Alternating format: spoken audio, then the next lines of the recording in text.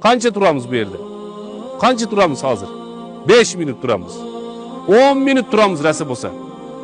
Qavmi qarindoshi ham turmaydi, aka-ukasi ham, mahalla ko'y hech kim turmaydi. Qancha turamiz? Demak, bilaylik, siz bilan men o'lgan kuni ham hech kim turmaydi, birodarlar. Hozir bu kishini biz tashlab ketyapmizmi? Siz bilan meni ham tashlab ketadi. Hech kim turmaydi.